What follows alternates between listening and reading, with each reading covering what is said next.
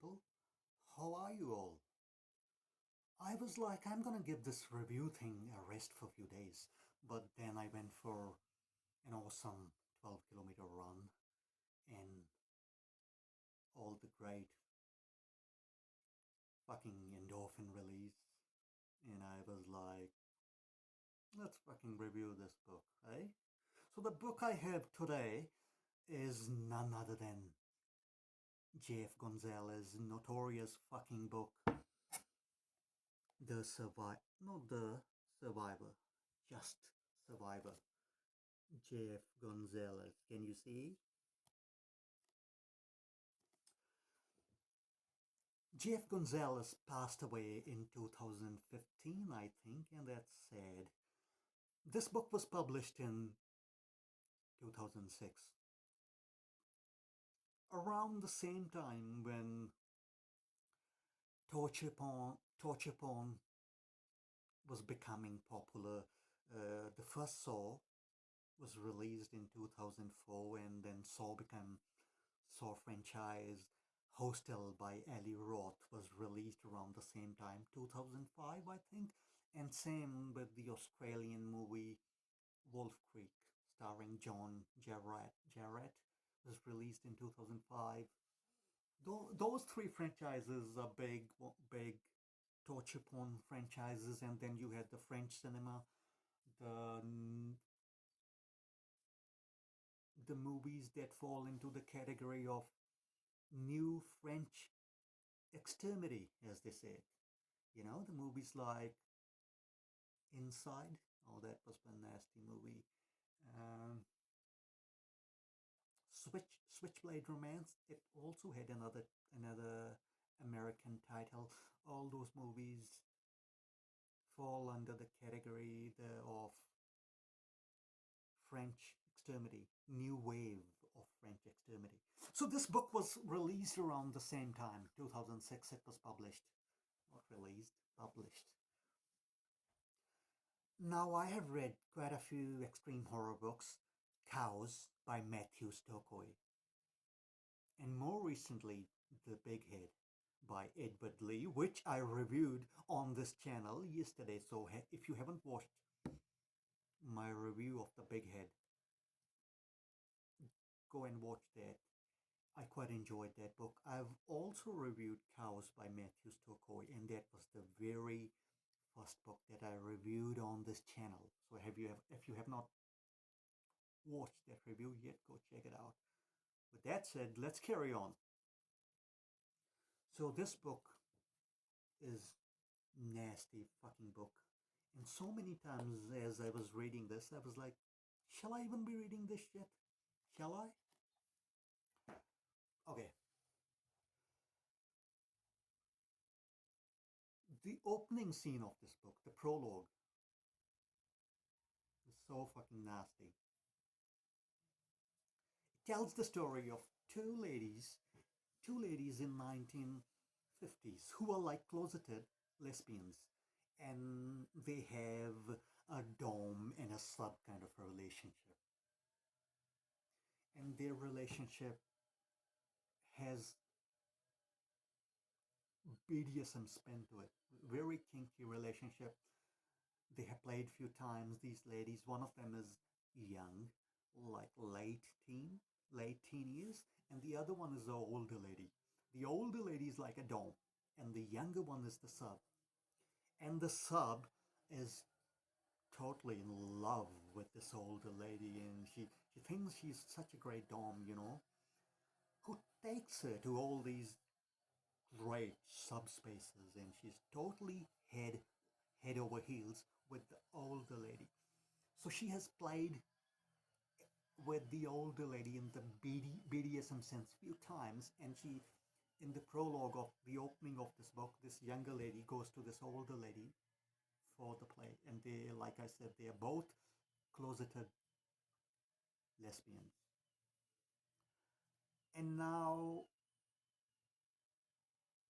as the scene goes on, the older lady takes the younger one into the basement and ties her to the BDSM chair and ties her really tight. and then starts performing sensation play on her. The young girl is over the fucking moon because she's loving it. Now, as the older lady is giving younger one the sensation play, she starts kissing her eyeball. Now, what fucking sick shit is this? Okay, she's kissing her eyeball, but slowly, that kissing turns into sucking. The older lady starts sucking the young one's eyeball. And I was like, what the fuck? This is some shit. Sick, disgusting shit. And the younger girl is feeling the same. He's like, oh, hold on, what the fuck? But she's tied up. She's tied up quite tight, and she's gagged, ball gagged, so she can't scream. And she's like, why the fuck is she sucking my eyeball? And as the scene goes on, the scene becomes so fucking intense that the older fucking lady almost sucks out the eyeball of the younger girl. And this scene is pretty fucking hard to read. And sometimes when you watch a really scary movie, you're watching it like, oh, shall I be looking at that scene? So I was reading this fucking scene like that, and it was like, okay, so no wonder this book has a reputation. Is this book gonna be like this now? So that was the prologue, and quite fucking intense. So after that scene in the 50s, the story jumps forward to the 90s, and we have a young couple, a well-to-do couple. Brad is the guy's name, and Lisa is the girl's name. They are both lawyers. They earn good money.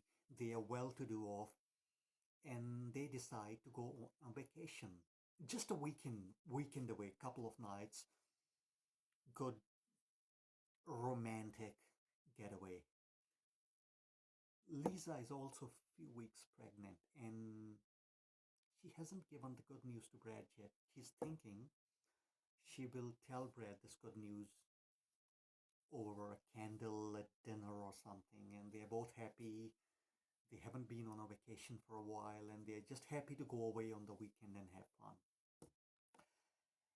And now, as they are driving for their little holiday, a van starts following them. Quite a sinister van. And the van starts tailgating them, harassing them on the highway. If you have seen the movie Jeepers Creepers 2001, the first one, kind of the opening scene of that movie, like how the van is, harassing the brother and the sister in that movie, Derry, whatever the sister's name was. So similar kind of a scene, but there's nothing supernatural in Survivor. All the evil comes from the human elements. All the nastiness, all the atrocities, all the evil deeds that are done in this book are done by humans, psychopaths. There's nothing supernatural in this book. So as the story goes on, and as this van keeps on tailgating, harassing Brad and Lisa, Brad is driving. A cop pulls out Brad, stops them. Instead of stopping the van, he stops Brad and Lisa, and he puts Brad under citizen's arrest because the guy in the van, someone called Mr. Smith, has asked the cop first to put Brad under the citizen's arrest because he says that it was actually Brad who was harassing him. It was the Brad who was driving his car in the way as to cause grievous bodily harm to Mr. Smith, the guy in the van. So the cop puts Brad under arrest, takes him to the police station, and it's the weekend. It's Friday evening, late afternoon. So Brad cannot get bail till Monday. when he gets put before the judge. So Brad has to stay at the police station in custody. Lisa is fucking furious. I mean, wouldn't you be if your fucking weekend was ruined? And she's furious. She's angry at the cop. She's fucking furious at that Mr. Smith guy. Okay, so Lisa books up a motel and for a couple of nights till Brad is in the custody, and she's quite sad, she's quite angry. She also rings Brad's parents so they can come and give them some support and help.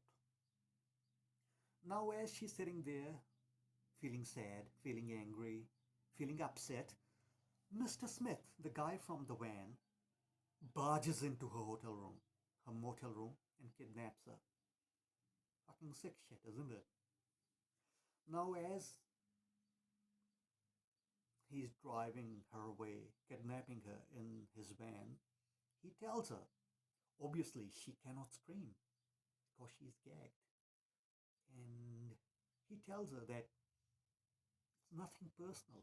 He does all this shit for money. It's all about the money. And he has done stuff like this in the past, kidnapping and all that.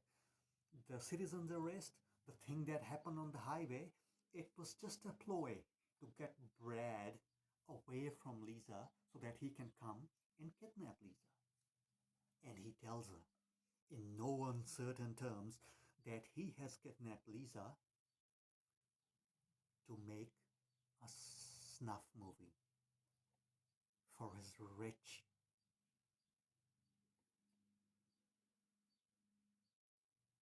buyers of this sick snuff movies, for whom he makes this sick shit. And he tells Lisa that he's not gonna torture her. He is mostly the logistics kind of a guy, kidnapping and all that. But there will be another fella, someone called Animal, how fucking promptly named, who will torture her, rape her, uh, mutilate her slowly on the camera so they can make this snuff movie for the rich people for whom they make these sick movies for. Fuck, Lisa is freaking out. I mean, she can't scream, but she's like, what the fuck? Now, Mr. Smith also tells her that normally they pick up the girls or even the guys, the runaway teenagers, the druggies, the junkies, the lowlife, the homeless ones, whom, if they are murdered and killed, no one will miss.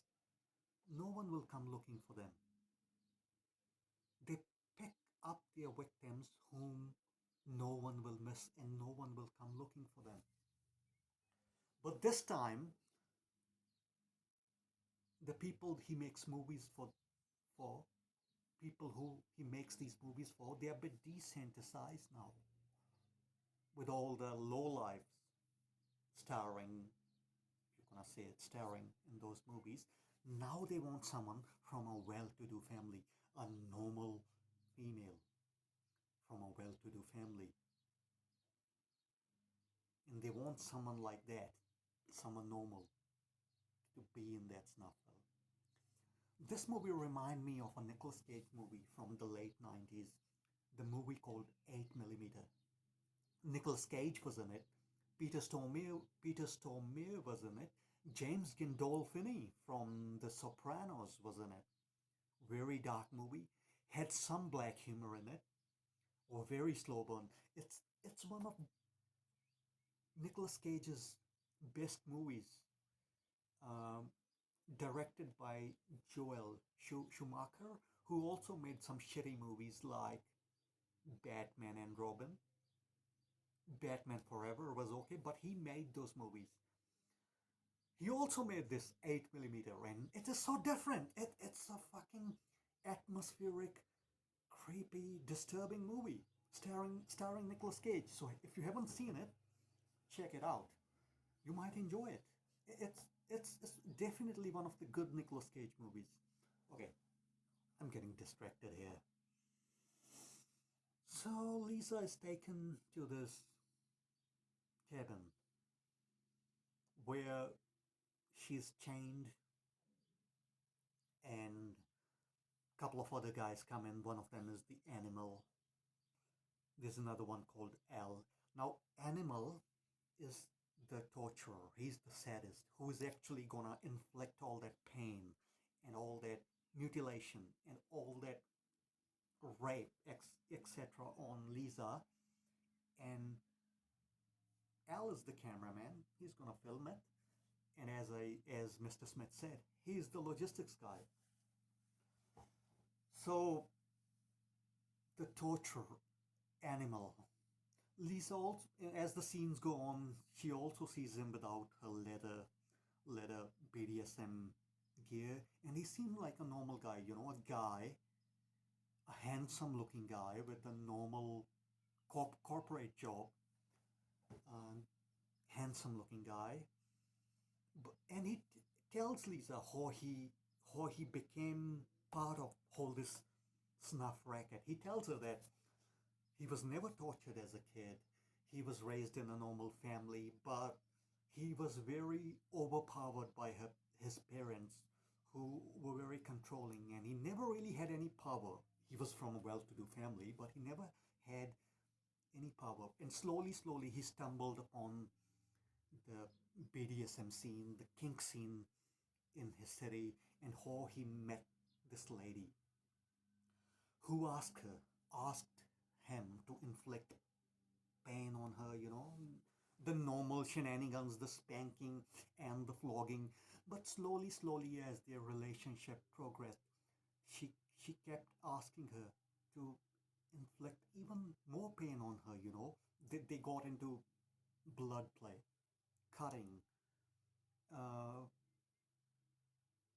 yeah, even more pain, lots of pain, burning, cigarette burns, and all that. And slowly, slowly, from the BDSM scene of the city, they went into the dark underbelly. This lady took Animal into this dark underbelly, which were into really fucking extreme shit. Way, way more extreme than your normal Kingster or a BDSM person. Way more extreme. And how eventually he actually stopped having normal sex. All they were doing, all he was doing was inflicting this pain on this lady, and how he was like deriving so much pleasure from that, because it gave him the sense of control and power over another person, which he never had. And eventually, this lady asks him to do her a favor and kill her on camera, to be in a snuff film. And he tells her that when he was initially a bit sickened by it, but then he obliged her, and it was one of her best fucking orgasms. Quite a fucking sick shit, isn't it? So yeah, that's it.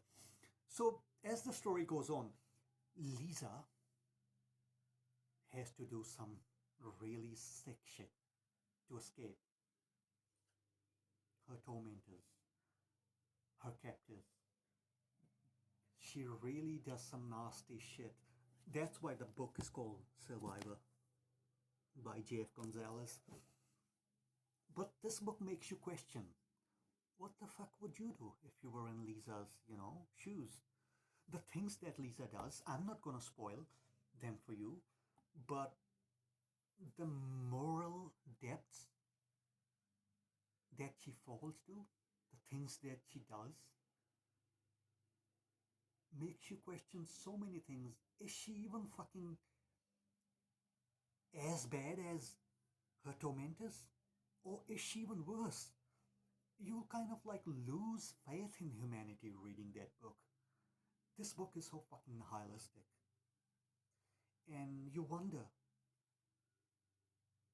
you know, you like, what the fuck? The things that she does to survive, like I said, the moralistic depths that she falls to, make your stomach churn, make you squirm in disgust.